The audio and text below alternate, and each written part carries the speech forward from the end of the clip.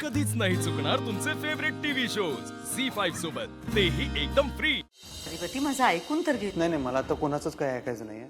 ह्या घरची जी परंपरा आहे ती आमच्या आईसाहेबांनी घालून दिलेली आहे आणि तीच पुढे चालत राहणार. अहो पण अधिपती, अहो त्या या घरच्या सूनबाई आहेत आणि त्यासनी ना काय तळलेले मोदक, मग आपण कसं पुढे करणार आहे का नाही? त्या काय का म्हणणार? जोवर आमच्या आईसाहेब घरात परत येत नाहीत तोवर मी जे म्हणेन तेच या घरात चालणार. मी समजू शकते तुला परंपरा तशीच चालू ठेवायची आहे. अरे पण बाळा, परंपरा कधी ना कधी बदलायच्या असतात आणि ती हीच वेळ आहे. मलाही पटते हे, कारण आधीपासून या घरात बाप्पाला उकडीच्या मोदकांचा नैवेद्य दाखवला जात होता चारू असताना. तर आता तिने जर उकडीचे मोदक केलेत तर त्याचाच नैवेद्य दाखवायला काय हरकत आहे? मला वाटलंच होतं तुम्हाला हेच म्हणायचं असणार, पण या बाबतीत मी काय कुणाचं ऐकून घेणार नाही. मी परत एकदा सांगतो. अधिपती, तुम्ही असे हट्टाला पेटू नका. ते एकदा काय म्हणताय ते शांतपणे ऐकून घ्या. मी म्हणलं ना हो, मी काय ऐकून घेणार नाही. आज सणासुदीच्या दिवशी घरात भांडणं नको असतील, वाद नको असतील, तर मी जे म्हणतोय ते गप गुमान ऐका. अहो पण ते काय म्हणतायत? अरे पण माझा परंपरा बदलण्यामागचा हेतू तरी समजून घे. आता वयोमना परत्वे तळणीच्या मोदकापेक्षा उकडीचे मोदक खाणं जास्त बरं नाही का?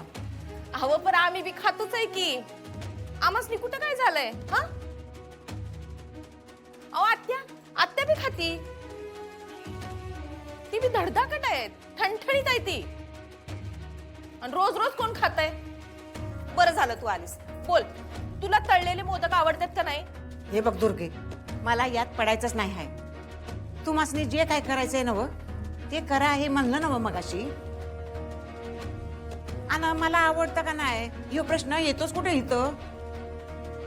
फक्त या घराची परंपरा आहे एवढंच म्हणायचंय मला. आई, मी हेच म्हणतोय, या घरची परंपरा आता बदलली आणि चांगल्यासाठी बदलली तर बिघडलं काय? आणि अधिपती, ही आपल्या घरची परंपरा आहे ना, ती आपणच बदलू शकतो. हा, असं कुठे लिहून ठेवलंय की आहे तसंच केलं पाहिजे? एवढा इशू का करतोयस तू? नाही नाही, इश्यू तर होणारच ना. इश्यू तर होणार, कारण काय, ही जी काय तुम्ही परंपरा म्हणताय ती आमच्या आईसाहेबांनी घालून दिलेली आहे आणि ती तुम्ही मोडायला लागलाय. मला ते नको आहे, एवढं तुम्ही लक्षात ठेवा. तुम्ही या घरात काही बदलायला जाऊ नका. उलट तुम्ही जे आहे त्याप्रमाणे तुम्ही ऍडजस्ट करून घ्या की. तसं का करत नाही तुम्ही? आमच्या आईसाहेबांनी घालून दिलेला पांडा आहे ना, त्याला काहीतरी अर्थ आहे ना, त्यांनी काहीतरी विचार केला असेल ना, त्या वाटेवरनं चाला की. काय प्रॉब्लेम आहे? उलट त्याच्यातच तुमचं बी भलं आहे हे मी तुम्हाला सांगतो. कारण तुम्ही जेव्हा जेव्हा असं करायला जाणार ना तेव्हा तेव्हा हेच होणार.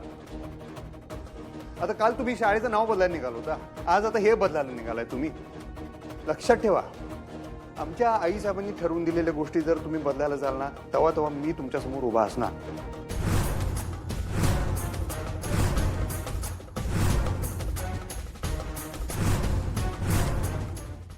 झी5 ॲप डाउनलोड करा आणि पहा सर्व एपिसोड्स एकदम फ्री.